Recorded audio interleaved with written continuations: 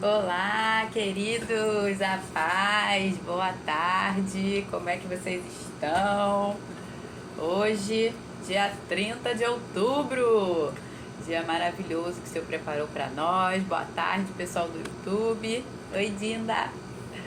Dia lindo, maravilhoso.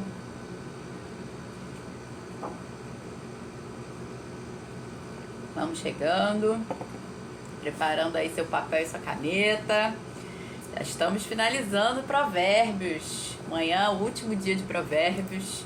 O dia tão esperado. Amém, Dinda? Dia esperado de finalizar essa jornada de Provérbios. E vocês que ainda não responderam a enquete, eu vou colocar hoje novamente a enquete lá. Por quê? Porque nós entramos num empate. Então eu preciso da sua ajuda, tá? Aí talvez você pense assim, mas eu não estou acompanhando a série, eu não estou vendo todos os dias. Não tem problema, mesmo assim você pode me ajudar respondendo a enquete. Oi, mami, você pode me ajudar respondendo lá a enquete. Vou colocar hoje novamente, porque acabou dando empate entre o livro entre os evangelhos e as cartas do Novo Testamento.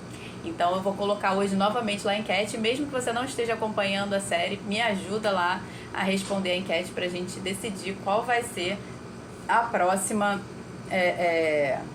jornada que a gente vai ter aqui de estudo, tá? Lembrando que não vai ser assim que encerrar essa daqui. Eu vou dar uma pausa para poder fazer os cortes aí dessas últimas lives, dar uma descansada aqui também e me preparar para a próxima jornada, tá bom? Então, sem delongas, vamos começar. Provérbios, capítulo 30, versículo 1. Pega aí lápis, caneta, papel, sua Bíblia e pega sua água aí também e bora lá. As palavras de Agur. Esse provérbio de número 30, ele não foi escrito pelo rei Salomão, tá? Apesar de alguns teólogos sugerirem que pode ser um codinome de Salomão, Agur, não, isso não é confirmado e é pouco provável, na verdade, tá? Então, tudo indica que é uma outra pessoa de uma cidade chamada Massá, filho de Jaque, como tá aqui, né? Palavras de Agur, filho de Jaque de Massá. Massá seria a cidade. E esse texto começa assim. O homem disse, Agur falando, o homem disse, estou cansado, ó Deus. Estou cansado, ó Deus, e exausto, porque sou demasiadamente estúpido para ser homem. Não tenho inteligência de ser humano. Não aprendi a sabedoria, nem o conhecimento do santo. E você vai ver aqui, eu não vou explanar agora, né? Não vou dar spoiler aqui, mas a gente vai ver que essa frase inicial aqui, esses dois primeiros, o versículo 2 e o 3 aqui no caso, eles são a chave de todo esse texto aqui para a gente compreender o porquê do entendimento dessa pessoa ser dessa forma, tá? E aí ele tá falando exatamente isso, né? Porque sou demasiadamente estúpido para ser homem. Outras versões sugerem ainda como o mais tolo dos homens, ou ainda o mais ignorante. Tem outras versões que sugerem como também alguém muito bruto, quase semelhante a um animal, mais animal do que ser humano, tá? E aí ele continua. Quem subiu ao céu? Perdão, não aprendi a sabedoria, nem tenho conhecimento do santo. Esse santo aqui, na minha Bíblia, aqui na versão NAA, ele tá com S maiúsculo, tá? Porque ele tá se referindo a Deus. Inclusive, a palavra santo que tá aqui no original é a palavra Kadosh, tá? Que é um dos nomes do nosso Deus. E aí ele continua. Quem subiu ao céu e desceu? Quem pegou o vento com as suas mãos? Quem amarrou as águas na sua roupa? Quem estabeleceu todas as extremidades da terra? Qual é o seu nome? E qual é o nome do seu filho, se é que você sabe? Aqui o homem que ele está se referindo aqui está falando com o próprio Deus. E ele está dizendo que ele não tem o conhecimento de Deus. E aí ele ainda pergunta, né? Qual é o nome do seu filho, se é que você sabe, né? Nós sabemos o nome do Filho de Deus, que é Jesus. Então, apesar desse homem estar aqui numa condição de extrema tolice, ele já está melhor do que poderia estar, porque pelo menos ele está fazendo perguntas. Normalmente o tolo faz afirmações, o tolo não faz perguntas, né? Ele gosta de afirmar as coisas. E aqui pelo menos ele está demonstrando que ele já está a um passo de, tipo, sair dessa tolice, né? Que é fazendo perguntas. Então isso já vai ajudar a situação dele. Versículo 5. Aliás, perdão. Eu acabei não explicando aqui. Por que essa situação aqui vai determinar o entendimento desse texto, né? Quando ele está falando aqui que ele é o mais tolo dos homens, isso demonstra todo o entendimento que ele vai ter acerca das coisas, quais são as suas crenças, quais são os seus princípios, quais são os seus valores, aquilo que ele crê acerca de si mesmo, de quem Deus é e de quem ele é no Senhor. E aqui quando ele fala também em outras versões que sugerem essa questão dele ser mais animal do que homem, né? O entendimento ser nulo como de um animal, porque um animal ele não tem entendimento, ele vive por instintos. E a palavra fala que a sabedoria deste mundo é animal, terrena e demoníaca. Então entendo aqui talvez uma pessoa que tem apenas a sabedoria deste mundo e não a sabedoria que vem do alto, né? Que está baseada nos princípios e nos valores da palavra de Deus. Então, e ele fala também que ele está demasiadamente cansado, né? Ele está muito cansado, ele está exausto. E é fato também que aqueles que não esperam no Senhor, aqueles que não confiam no Senhor, não buscam a sabedoria, não buscam a Deus, esses vão estar sempre cansados, né? A palavra fala em Isaías 40, 28 a 31, eu marquei aqui. Isaías 40, 28 a 31 diz assim: será que você não sabe, nem ouviu que o eterno Deus, o Senhor, o Criador dos confins da terra, nem se cansa, nem se fatiga? A sabedoria dele é insondável. Ele fortalece o cansado e multiplica as forças ao que não tem nenhum vigor. Os jovens se cansam e se fatigam. Os moços de exaustos caem, mas os que esperam no Senhor renovam as suas forças, sobem com asas como águia, correm e não se cansam, caminham e não se fatigam. Então aqui de fato é o estado de alguém que não confia no Senhor, de alguém que não entende quem é Deus e não espera nele, senão não estaria nessa situação de cansado, de exausto, porque aqui não fala simplesmente de uma exaustão no corpo depois de um dia de trabalho. Não é disso que está se tratando aqui. Aqui está falando de uma exaustão na alma, de alguém que já se cansou de tudo, né? Da sua tolice, da sua falta de entendimento. Alguém que está numa condição, como eu falei aqui, talvez um pouco melhor, porque é como se ele tivesse chegado no fundo do poço. E aí ele passou a fazer perguntas, o que é muito bom para ele. Agora versos 5 e 6. Toda palavra de Deus é pura. Ele é escudo para os que nele confiam. Não acrescente nada às suas palavras para que ele não o repreenda e você seja achado mentiroso. Agora ele faz essa declaração aqui, né? Que a palavra do Senhor é escudo para os que nele confiam. E isso é fato. Mas como a gente acabou de ver aqui, ele está cansado. Ele é uma pessoa que não conhece a Deus. Então, será que ele confia no Senhor? Aqui tudo leva a crer que ele, né, por ele não ter esse conhecimento do santo, por ele não crer no Senhor, não confiar, não saber quem Deus é e está admitindo aqui, reconhecendo a sua tolice, o que é maravilhoso, porque começa com a autorresponsabilidade, começa com o reconhecimento, tudo indica que ele não confia no Senhor, né? Senão não estaria aqui dizendo tudo isso que a gente acabou de ver, que ele está nessa situação de exaustão. Mas a palavra também fala, né, a seguinte coisa: como a gente pode confiar em quem a gente não conhece? Então tudo indica que de fato ele não conhece, que ele não confia, porque como ele vai confiar em quem ele não conhece? Lá em Romanos 10,14 diz assim: como porém invocarão aquele em quem não creram? E como crerão naquele de quem nada ouviram? E como ouvirão se não há quem pregue? Então é impossível que a gente confie em alguém que a gente não conhece. A gente só passa a confiar no Senhor a partir do momento que a gente tem conhecimento de Deus. A partir do momento que alguém vem, como ele está falando aqui, né? Como ouvirão se não há quem pregue? Porque a fé vem pelo ouvir. Então a fé, a confiança, o crer vem pelo ouvir. Então, se ele não conhece, ou seja, se ninguém nunca falou de Deus para ele, se ninguém deu a palavra para que ele viesse a ter conhecimento, como ele creria?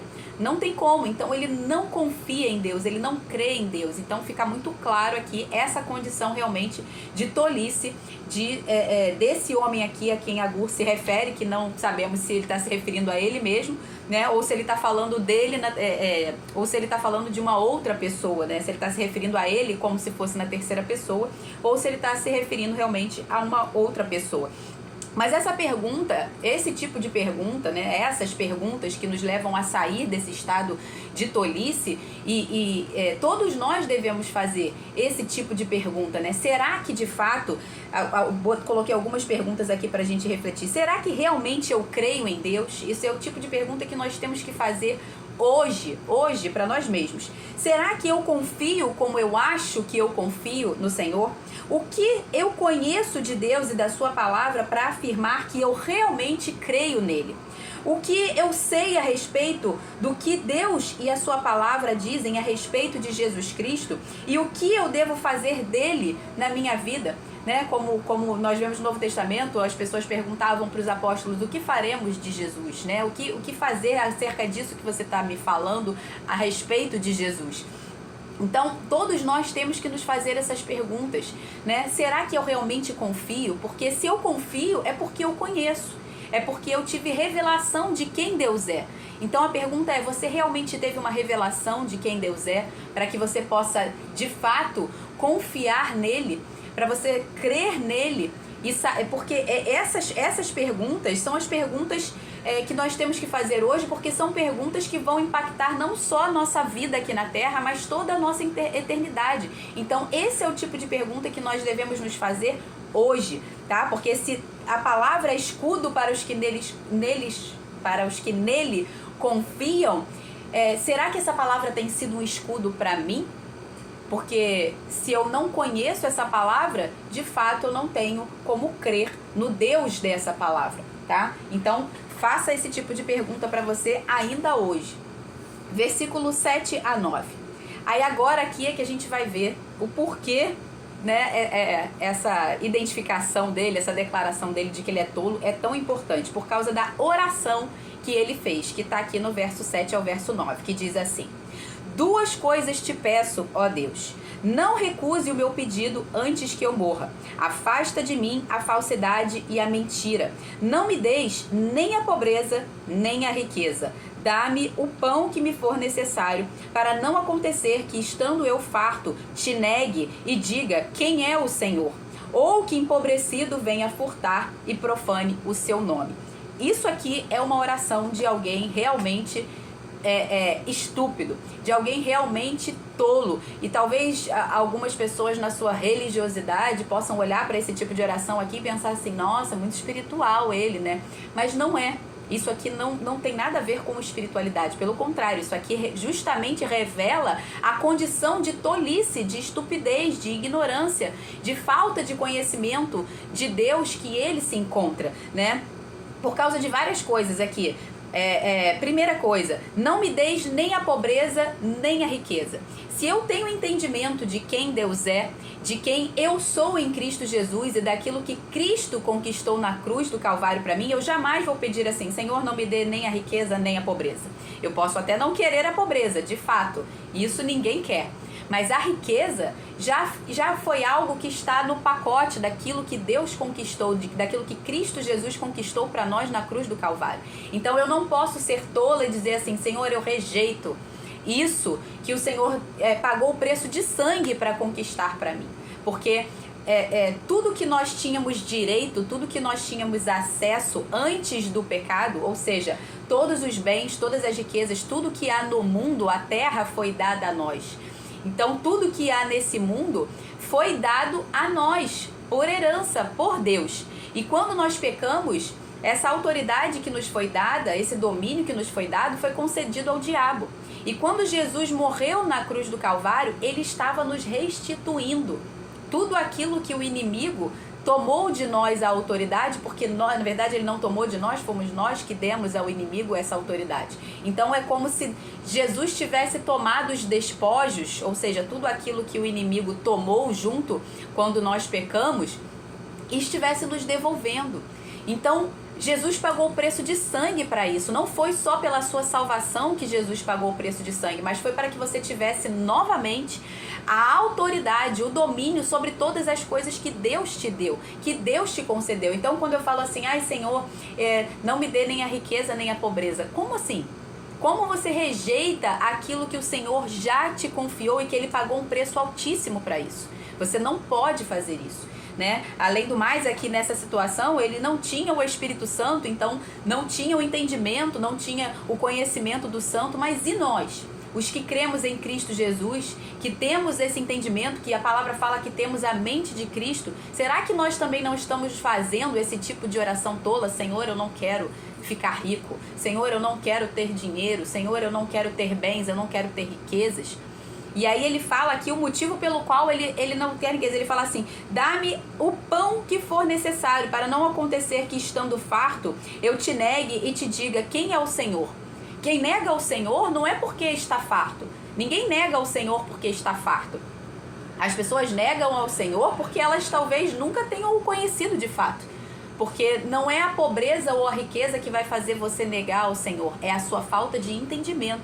É a sua falta de conhecimento. É a falta da renovação da sua mente. Então você pode estar na condição de extrema pobreza e ainda assim negar ao Senhor pela sua ignorância. Pela sua falta de entendimento, de conhecimento de quem é Deus. Da mesma forma também você pode ser o mais rico de todos os homens e também não ter conhecimento do Senhor e negar a Deus. Mas tudo tem a ver com a revelação, com o conhecimento que você tem de quem Deus é e de quem você é em Deus. E não das posses que você tem ou de que você deixa de ter. Se fosse assim, todo pobre estaria salvo.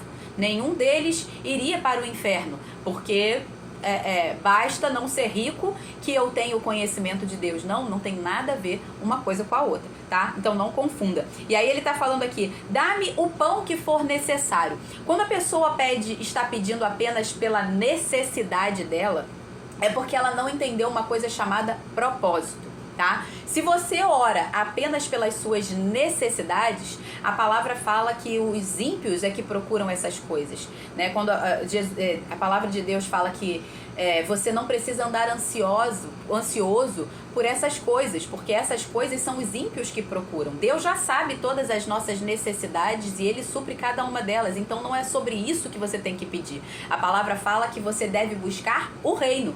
Nesse mesmo texto que diz, que acabou que eu não anotei aqui, eu deveria ter anotado, né? Mas nesse mesmo texto que diz para você não andar ansioso pelo que você vai haver de beber, pelo que você vai haver de comer, pelo que você vai haver de vestir, ou seja, pelas necessidades básicas, ele fala, buscai em primeiro lugar o reino de Deus e a sua justiça, e essas coisas vão ser acrescentadas.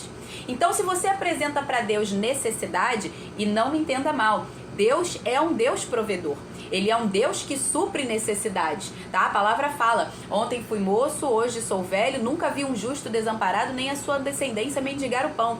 Ok, Deus é provedor, mas isso é uma maneira muito imatura ainda de relacionamento com Deus.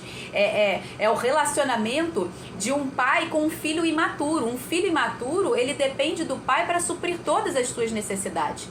Agora, um filho maduro que entendeu o seu propósito, ele não vai a Deus para pedir a Deus que supra as suas necessidades. Ele vai a Deus para mostrar ao Senhor, Senhor, eu estou buscando o reino. Eu estou buscando o cumprimento do meu propósito. E aí sim, o Senhor vai vir com o investimento. O investimento no seu propósito, o investimento naquilo que você pode fazer para o reino. E não... Deus quer que você seja a resposta e não que você receba uma resposta à sua necessidade. Ele quer que você se apresente como a resposta àquilo que Ele deseja fazer para o reino. Então, a gente precisa parar de ser imaturo e ficar se relacionando com Deus apenas pelas nossas necessidades. Senhor, olha aqui, supre aqui essa necessidade. Senhor, eu estou precisando de comida. Senhor, eu estou precisando disso. Senhor, eu estou precisando daquilo. Quando que você vai se tornar a resposta? A palavra fala que nós somos abençoados para abençoar. Deus faz de nós uma bênção. Deus não nos abençoa simplesmente para sermos abençoados. Não, Ele nos abençoa para fazer de nós uma bênção para os outros, para o reino, para ser resposta para outras pessoas, para cumprirmos o ministério e o chamado que Ele nos concedeu. Então não fique pedindo apenas pelas suas necessidades, porque isso vai demonstrar justamente imaturidade. Alguém que ainda não conhece a Deus, que ainda não tem intimidade. E se você é novo na fé, ok, você precisa desse relacionamento com Deus, até para que você tenha provas, testemunho, provar e ver que o Senhor é bom, que o Senhor de fato supre as suas necessidades. Esse é um relacionamento de quem está iniciando um processo de intimidade, de confiança no Senhor. E Deus vai... A Dinda aqui mostrou aqui, Mateus 6,33. Obrigada, Dinda. Vou ler aqui rapidamente, ó. Mateus 6,33. Eu acabei não anotando aqui porque veio agora esse texto na minha mente. Mateus 6,33, que diz assim, se eu conseguir enxergar, obviamente. Vou ler um pouquinho antes, que diz assim, 28. E por que se preocupam com o que vão vestir? Observe como crescem os lírios do campo. Eles não trabalham nem fiam. Eu, porém, afirmo a vocês que nem Salomão, em toda a sua glória, se vestiu como qualquer deles.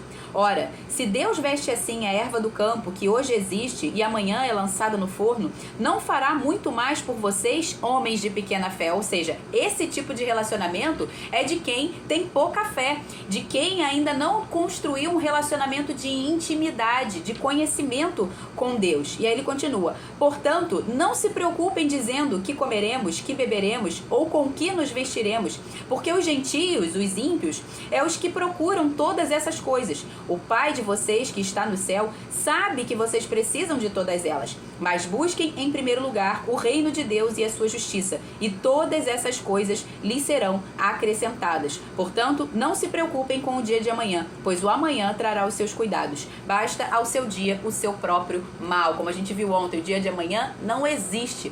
Basta o seu dia o seu mal. Então, o que você precisa apresentar para Deus não é uma necessidade. Quem apresenta a necessidade vai receber uma esmola, ok? Se você se apresenta para Deus ou para qualquer pessoa com suas necessidades, você vai receber esmolas, você vai receber doação, você vai receber apenas o suficiente para suprir a sua necessidade e de mais ninguém. Ou seja, é algo egoísta, é algo que é somente para si. E lembrando, não estou falando que não exista um tempo para isso.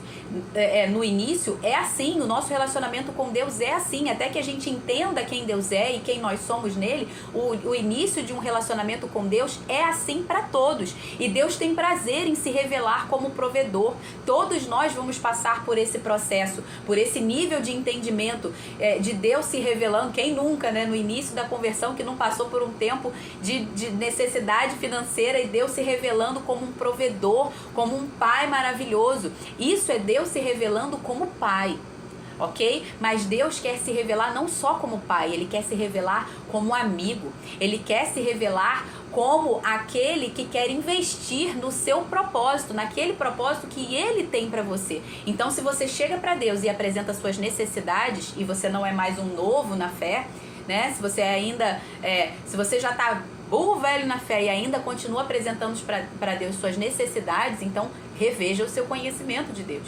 Mas se você já cresceu, se você já se tornou maduro, o que você vai apresentar é: Senhor, eis-me aqui, envia-me a mim.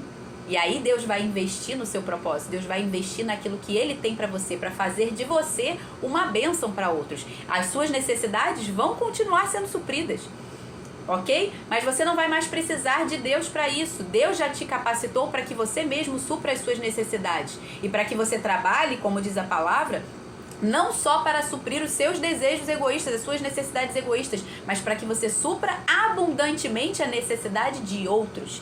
Percebe que a maturidade nos leva não mais a pedir respostas para Deus, mas a sermos a resposta de Deus para os outros?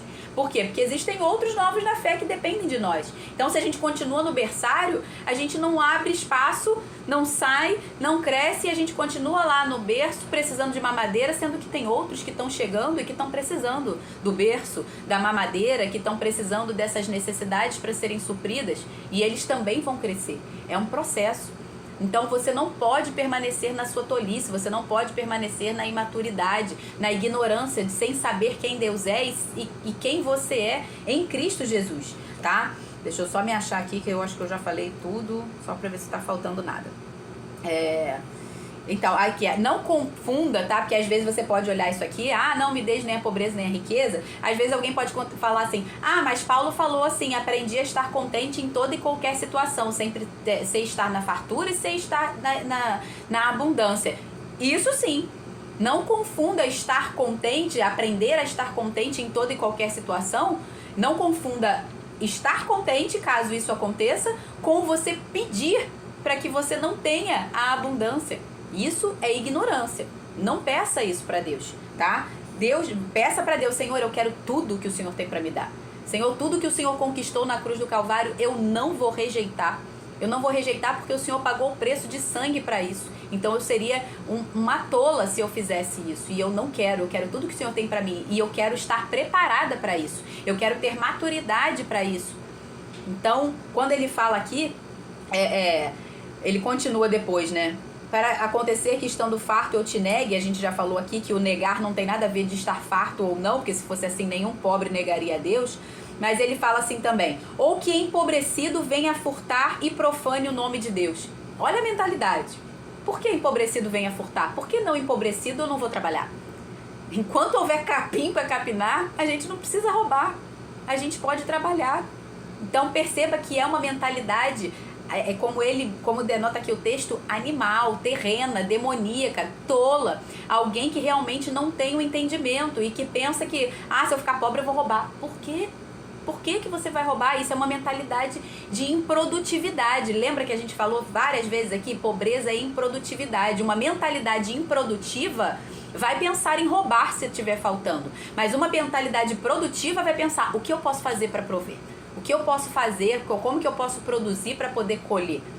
Entende? São mentalidades diferentes. Então aqui mostra uma mentalidade de escassez, uma mentalidade improdutiva, uma mentalidade realmente ignorante, uma mentalidade tola, tá? Então a gente tem que tomar cuidado, como eu falei logo no início dessa jornada de Provérbios, que às vezes a gente olha as coisas assim na Bíblia e se a gente não tiver entendimento, a gente vai achar isso muito espiritual e a gente vai fazer disso aqui a nossa oração, achando que a gente está agradando ao Senhor.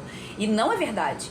Tá? Então a gente precisa entender que Deus permitiu que na palavra dele estivesse tanto os erros, os pecados dos homens, como também as suas virtudes, os seus valores, as suas boas obras. Para quê? Para que nós aprendêssemos com ela. A palavra fala que tudo que foi escrito para o nosso ensino foi escrito. Então nós podemos aprender tanto com os erros quanto com os acertos. Lembra que eu falei? O tolo não aprende nunca, nem com os erros dele, nem com dos outros. O inteligente aprende com os erros dele.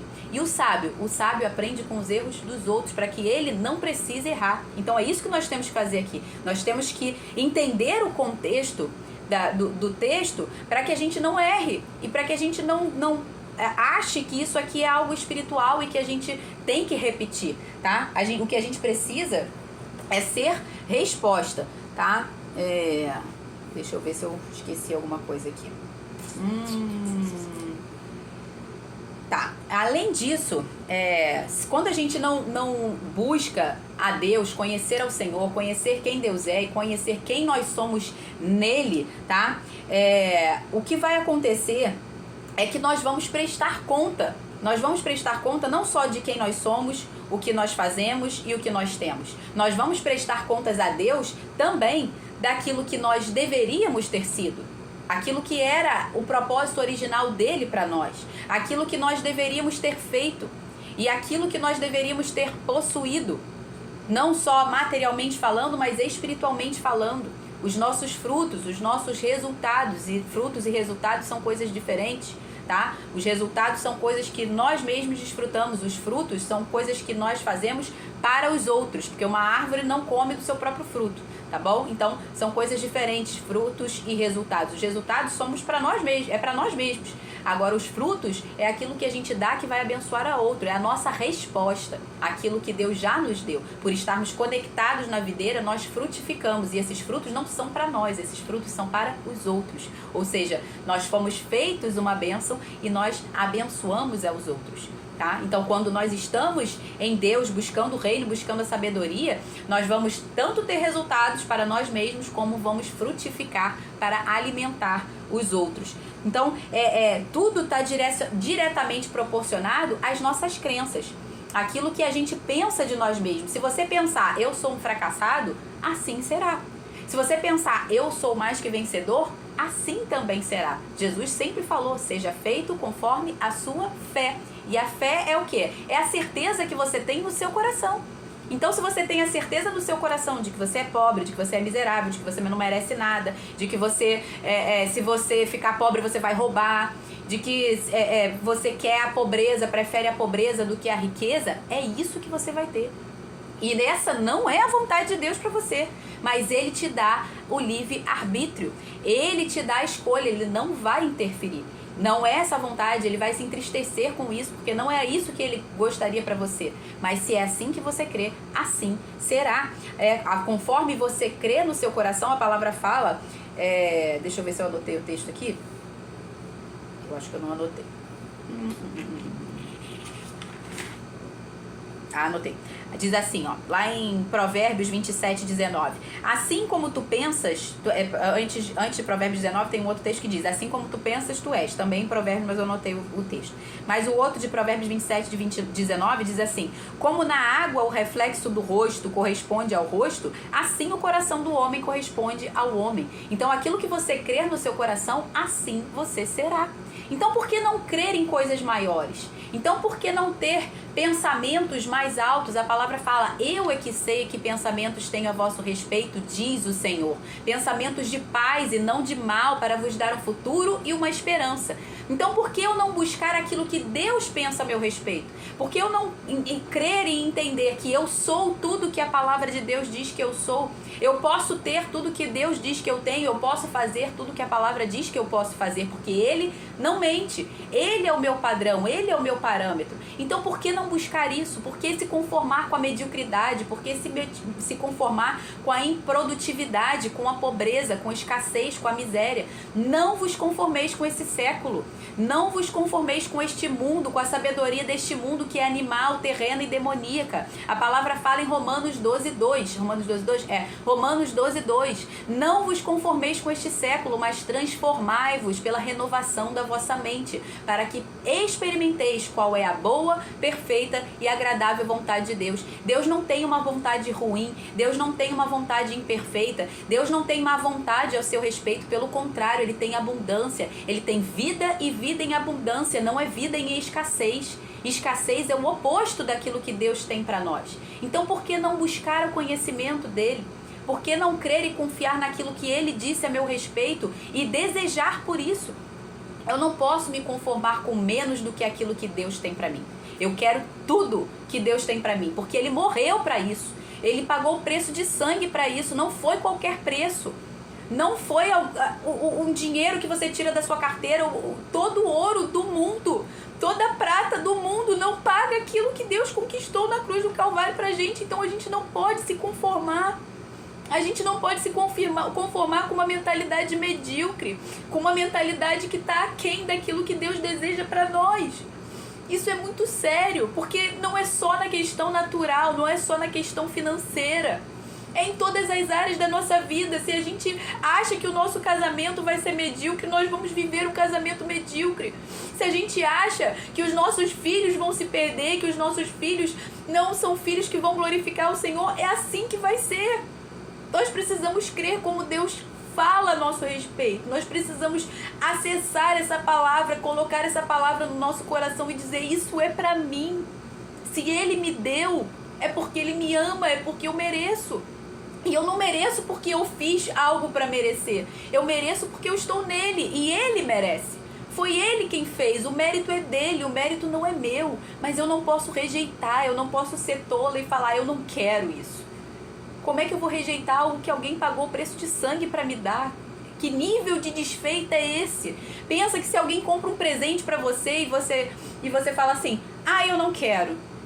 Se isso é um nível de desfeita, você imagina Jesus ter pago um preço de sangue e você falar assim, eu não quero isso. Meu Deus, não faça isso. Não rejeite aquilo que Deus tem para você. Não rejeite aquilo que Deus tem para a sua saúde. Não rejeite as promessas, os planos que Deus tem para você. Não rejeite a salvação que Ele pagou o preço de sangue para te dar. Não faça isso de forma alguma. Enfim. Ai, Jesus. Desculpa, gente. Me emocionei. Mas isso a gente precisa disso. A gente precisa de metanoia. A palavra metanoia é justamente esse entendimento de transformai-vos pela renovação da vossa mente. A gente precisa, essa é a vontade de Deus, essa é a santificação da nossa alma. Quando a palavra fala que o fim da nossa fé é a santificação da nossa alma, é porque o nosso espírito, quando nós nascemos de novo, ele foi recriado em Deus e ele está pronto. Não mais nada que possa ser feito. Mas a nossa alma não, a nossa alma, por ter sido corrompida pelo pecado, ela passou a obedecer à carne, então ela começou a pensar conforme o sistema desse mundo, que jaz no maligno.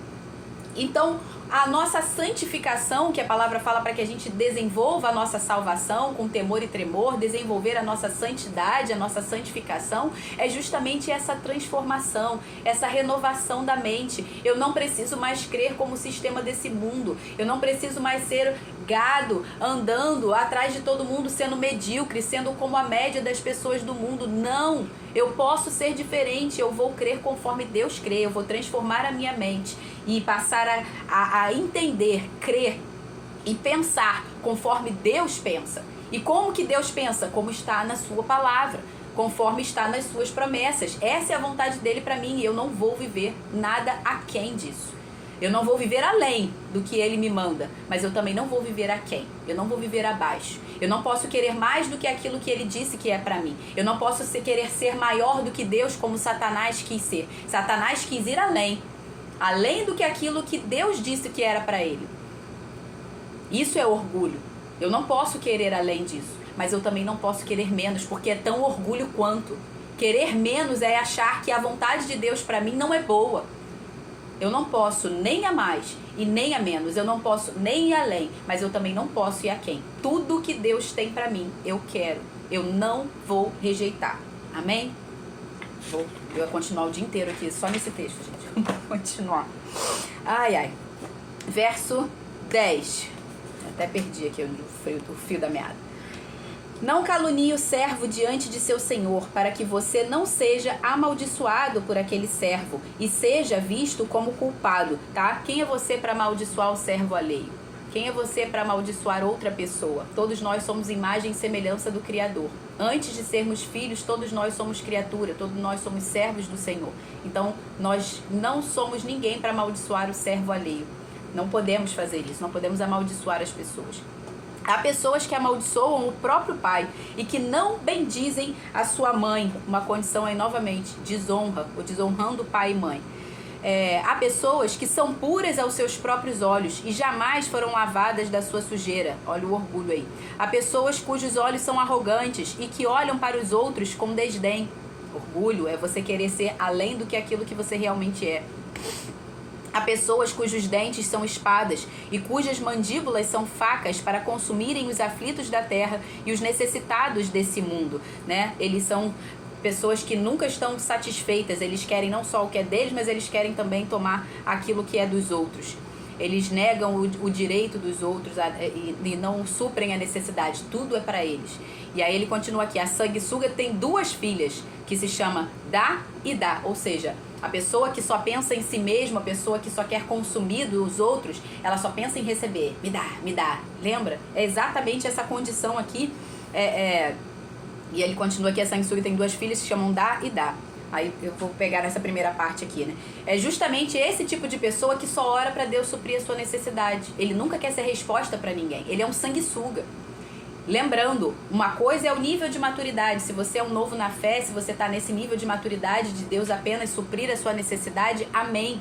Isso é o primeiro nível de fé, é o primeiro nível para que Deus se revele a você como provedor e você possa confiar nele e ir para a próxima fase. O que você não pode é parar nisso. Então você não pode ser como a sanguessuga que só ora e só pede para Deus para suprir as suas necessidades e nunca para você ser resposta para o outro, nunca para você transbordar. É como o mar morto, que tudo que para em você morre. Você só recebe, o Mar Morto é assim, ele só recebe, mas ele não deságua, ele não transborda para mais ninguém. Então tudo para nele, tudo morre nele. Ele não gera vida, não tem peixe, não tem vida no Mar Morto, né? A gente precisa ser como o Mar da Galileia, que ele deságua para várias pessoas, tem abundância de vida, tem abundância de peixe. Nós precisamos transbordar. Tudo aquilo que o Senhor nos deu é para sermos abençoadores, não é para parar em nós.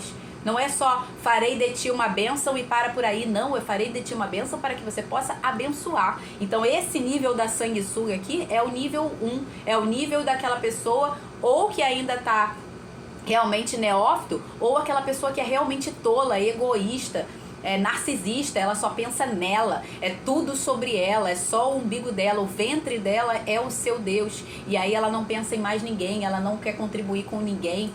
Quando ela contribui é pedindo alguma coisa em troca, é sempre querendo algo em troca, sempre com desejos e uma mentalidade, sabe, sempre de se aproveitar de alguma coisa, qual é a vantagem que eu vou ter naquilo ali. Isso é a mentalidade do sanguessuga, é a mentalidade de que é uma mentalidade que nunca se farta, tudo é me dá, eu quero. E aí ele continua justamente aqui, há 3 coisas que nunca se fartam, na verdade há 4 que nunca dizem bastas. Quais são elas? O mundo dos mortos nunca diz basta. Sempre, todos os dias tem gente morrendo, todo dia. Ele nunca se farta. O ventre estéril. Um ventre estéril não gera vida.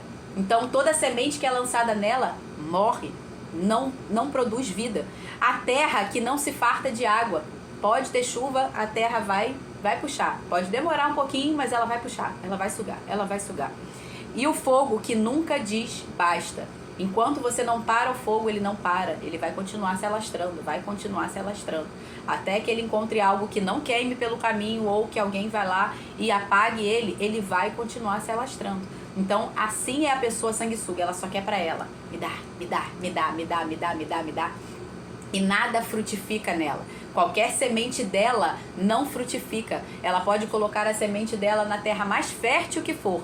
É uma semente morta, é uma semente que não gera frutos. É uma semente, como é que eu vou dizer assim, transgênica. Ela tem o fruto que é transgênico, mas se você pegar a semente desse fruto que é transgênico, ele não gera vida. Você pode, inclusive aconteceu isso há pouco tempo. Fui fazer há um tempinho atrás, uma experiência com a Abigail, de plantar o feijãozinho, aquela experiência que a gente sempre faz na escola, né? Plantar o feijãozinho no copinho ali no algodão, e não frutificou. E depois é que a gente foi ver que aquele feijão ali, aquela semente daquele feijão era transgênico, ou seja, não gera vida. Então essa pessoa pode plantar a semente dela no lugar mais fértil que for, não vai gerar vida, porque dentro dela não há vida. Ela não buscou ser uma bênção. Tudo que entrou, ela fez morrer dentro dela, tá? Então a gente não pode ser esse tipo de coisa. A gente não pode ser morto em nós mesmos, né? Nos nossos próprios interesses egoístas. Verso 17. Os olhos de quem zomba do pai ou de quem nega a obediência à sua mãe, corvos do vale os arrancarão e pelos filhotes da águia serão comidos. A nossa comunicação não verbal é muito maior do que a nossa comunicação verbal. Aquilo que a gente não fala, não comunica com os nossos lábios, né, com as nossas palavras, é 93% da nossa comunicação. Apenas 7% da nossa comunicação é aquilo que eu tô falando aqui com você.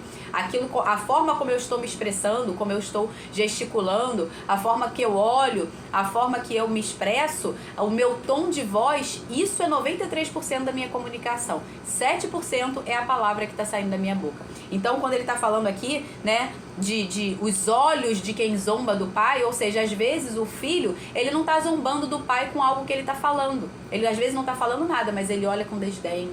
Ele olha, sabe, como quem diz, eu sou melhor do que você. E isso comunica o quê? Desonra. Tanto quanto as palavras. É uma comunicação de desonra. E isso vai ter consequências de diminuir o seu tempo de vida tanto quanto alguém que desonra o pai e a mãe falando ou fazendo alguma coisa de diferente. E aqui ele está falando não só de uma morte normal, mas ele está falando de uma morte desonrosa, ou seja, terão seus olhos arrancados. E aqui ele está falando, eu estou falando no natural, tá? Mas também tem a questão espiritual. Qual é a questão espiritual aqui de quem desonra pai e mãe? É alguém que vai ficar sem visão, sem orientação, alguém que vai permanecer nas trevas. A palavra fala, se os seus olhos forem bons, todo o seu corpo será luz. Então tá falando de alguém que não vai ter mais essa luz, alguém que não vai ter a orientação do Espírito Santo. Por quê? Porque desonrou pai e mãe e desonrou com isso o próprio Deus, zombou do próprio Deus. Logo, não vai ter essa orientação, não vai ter essa luz, essa visão do Senhor para orientar ela, tá? Verso 18 a 20. Há 3 coisas que são maravilhosas demais para mim. Na verdade, há 4 que eu não entendo. O caminho da águia no céu, o caminho da cobra na rocha, o caminho do navio no meio do mar e o caminho do homem com uma moça. Tal é o caminho da mulher adúltera. Come, limpa a boca e depois diz, não faz nada de errado. Ou seja, todos esses 4 caminhos aqui que ele está falando, os 4 são o quê? São caminhos que ninguém sabe onde vai dar. Ninguém sabe onde vai dar o caminho da águia no céu. A gente olha ela, mas não sabe para onde ela vai. Ninguém sabe aonde vai a cobra na rocha. A gente não sabe aonde é que vai dar quando ela se enfia no meio da rocha, no meio da toca. Ninguém sabe onde vai dar aquele caminho ali, porque ninguém vai entrar no buraco junto com ela para saber, né? Ninguém sabe o caminho do navio no meio do mar. Você vê, mas você não sabe para onde ele está indo, se ele está voltando. Você não sabe o lugar para onde ele vai. O caminho de um homem com uma moça, ninguém sabe no que vai dar, se vai dar em casamento, se não vai dar, a gente não sabe. Assim é o caminho da mulher adúltera. Ela não mede as consequências, ela não sabe aonde vai dar o pecado que ela está cometendo. Então, é disso que ele está falando aqui, de você não saber aonde vai dar, quais são as consequências dos seus atos, tá? Versículo 21 a 23. 3 coisas fazem a terra tremer. Na verdade, são 4 que a terra não pode suportar. O escravo que se torna rei, o insensato que anda farto de pão, a mulher desprezada que se casa e a escrava que se torna herdeira da sua senhora. Ou seja, tudo isso aqui é o quê? Tolice. É tolice um escravo que se torna rei. Um escravo que se torna rei é um tolo. Isso vai causar transtorno. Ele está falando aqui, né? Coisas que fazem a terra tremer, ou seja, é como um terremoto, é como vai abalar, vai causar destruição, vai causar dano. Então o que vai? Um escravo que se torna rei, ele é um tolo e ele se torna rei, ele vai causar o quê? Desgraça. Um insensato que anda farto de pão, ele vai permanecer na sua insensatez e vai se tornar mais insensato ainda. É o sanguessuga, é aquele que se você ficar suprindo a necessidade dele, aí mesmo é que ele vai permanecer na tolice. Entende? Por isso que a palavra não diz para que você ajude o negligente, o insensato. Diz para que você auxilie aquele que realmente é pobre e necessitado, ou seja, aquele que está desprovido do provedor da sua casa, os órfãos, as viúvas, ou então aquele que de fato não está provendo a sua casa por algo que aconteceu, que é algo extraordinário, não é algo que ele que negligenciou e não fez o que deveria ser feito, tá? Então ele não diz para você suprir a necessidade do tolo, do insensato, do negligente. A mulher desprezada que se casa. Uma mulher desprezada que se casa, ela vai fazer da vida desse marido uma desgraça, uma desossa, né? Porque ela foi desprezada, ela é tola, então ela vai querer humilhar, ela vai querer espizinhar esse homem, esse marido. A escrava que se torna herdeira da sua senhora, mesma condição, né? É tolice. Um escravo querer dominar sobre o seu senhor. Aqui ele está falando justamente de tolices, tá? Versículo 24 a 28. Há 4 coisas bem pequenas na terra, mas que são sábias, mas que são mais sábias do que os sábios. A formiga, povo sem força, mas que no verão prepara sua comida. Os arganazes, povo que não é poderoso, mas que faz a sua casa nas rochas. Os gafanhotos, que não têm rei, mas que marcham todos em bando. E a largatixa, que se pode apanhar com as mãos, mas que se encontra até nos palácios dos reis. Então aqui, qual é a sabedoria que a gente pode aprender com essas coisas, né? Que eles não... são bem pequenas, mas que são mais sábias do que os sábios. A formiga, você aprende com ela o quê? Diligência, provisão, ela é diligente no seu trabalho para prover os seus, a sua própria casa e a si mesmo, e também para ter para outros, né?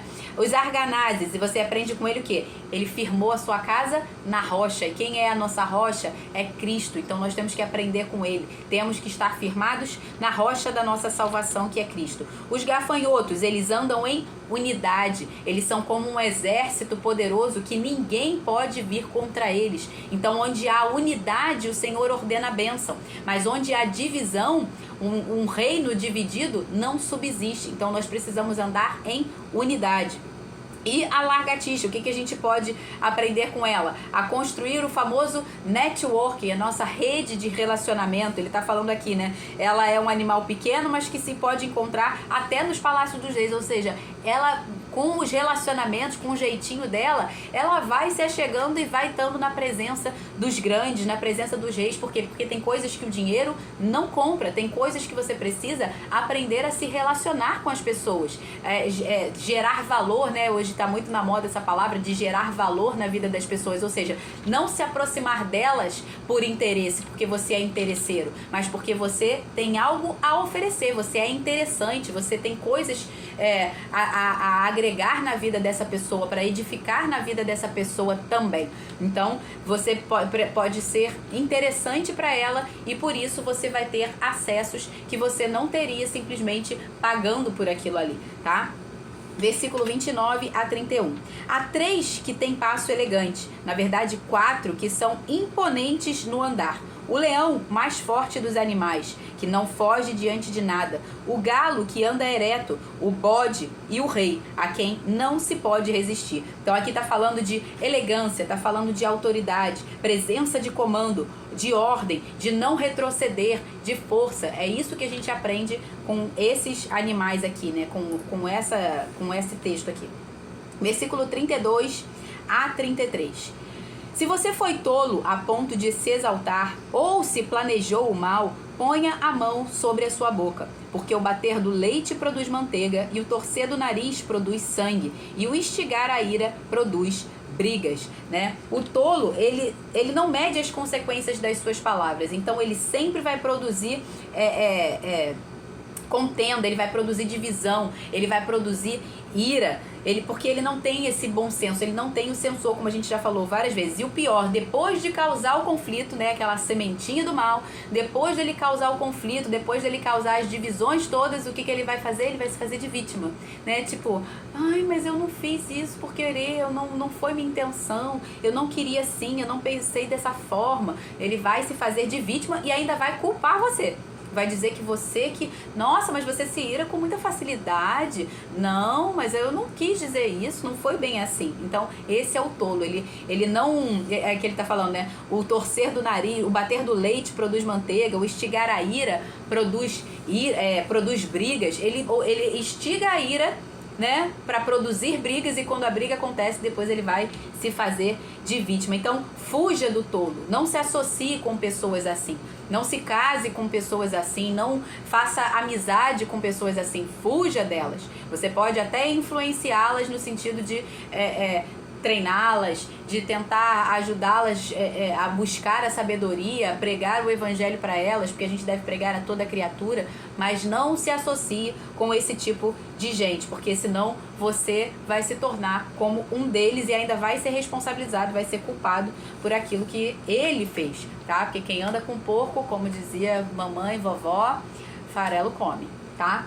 É isso, gente. Hoje... finalizamos aqui o Provérbios 30 e amanhã, último dia de Provérbios 31. E, por favor, vou botar novamente lá a enquete, me ajudem a responder e desempatar isso. Mesmo que você não esteja acompanhando as lives, mas, por favor, me ajuda lá a decidir qual vai ser o nosso próximo estudo, tá bom? Vamos orar aqui. Pai, muito obrigado. Obrigado pela tua palavra, Senhor. Obrigado pela tua maravilhosa palavra. Senhor, em nome de Jesus Cristo, Pai, nós não queremos ser tolos, Senhor. A semelhança aqui desse homem que Agur descreve, Pai, nós não queremos ser tolos. Nós não queremos rejeitar aquilo que o Senhor tem para nós, Senhor, seja qual for a área das nossas vidas, Pai. Nós queremos tudo que o Senhor tem para nós, Pai. Nós queremos ser quem o Senhor diz que nós somos. Nós queremos fazer aquilo que o Senhor diz que nós podemos fazer. Nós queremos ter aquilo que o Senhor diz que nós podemos ter, Pai. Mas nós não queremos, Senhor, ir além, Pai. Não queremos ir acima do Senhor. Não queremos ser orgulhosos como o diabo, Pai. Oh, Deus, em nome de Jesus, o Senhor morreu por nós para nos dar não só a salvação, mas cura, libertação, vida em abundância, riquezas, honra, glórias. Pai, em nome de Jesus, Senhor, que nós não sejamos tolos de rejeitar aquilo que o Senhor pagou o preço de sangue para nos dar, Pai. Que nós sejamos abençoados para abençoar, que nós sejamos bênção para a vida de outras pessoas, que nós não venhamos a buscar no Senhor apenas as nossas próprias necessidades, mas que nós possamos dizer ao Senhor: eis-me aqui, envia-me a mim, Pai. Que nós possamos ser resposta, que nós possamos ser rio que transborda vida e não mar morto, Pai. Que tudo que o Senhor deposita em nós, nós queremos só para nós mesmos e não damos a ninguém, não distribuímos, não transbordamos para ninguém, Pai. Que as tuas bênçãos não parem em nós, Senhor, mas que sejam transbordantes, Pai. A tua palavra fala que aquele que dá fruto, o Senhor poda para que dê mais fruto ainda, mas que aquele que não frutifica, o Senhor corta e lança no fogo, Pai. Nós não queremos ser assim, não queremos ser sanguessugas, Pai. Queremos ser árvores que geram vida, que geram frutos. Queremos dar resultados para nós mesmos também, Senhor, porque é para nosso aprazimento também. A tua palavra fala para que não se amordace a boca do boi enquanto ele debulha o trigo. Ou seja, nós merecemos, é justo que nós retenhamos uma parte nos nossos resultados, Senhor, mas a tua palavra fala principalmente para que a gente dê frutos para outras pessoas, ó Deus, e nenhuma árvore jamais comeu do seu próprio fruto. O fruto que nós damos é para abençoar outras vidas, Pai. Em nome de Jesus, que sejamos essas árvores, ó Deus, que estão esses ramos que estão ligados à videira que é o Senhor, para que a gente possa frutificar a 30, a 60 e a 100 por um, para a glória do teu nome, buscando em primeiro lugar o teu reino e a tua justiça, e não as nossas necessidades. As nossas necessidades, nós sabemos que o Senhor suprirá, Pai, mas nós estamos aqui para ser resposta a necessidades de outros, Pai, para aqueles que ainda não te conhecem possam vir a te conhecer verdadeiramente, servir ao Senhor e ser chamados filhos de Deus, para a glória do teu nome. Em nome de Jesus. Amém. Amém, gente. Beijos, fiquem com Deus. Até amanhã. Amanhã, último dia de Provérbios. Provérbios 31. Deus abençoe. Beijo. Tchau, tchau.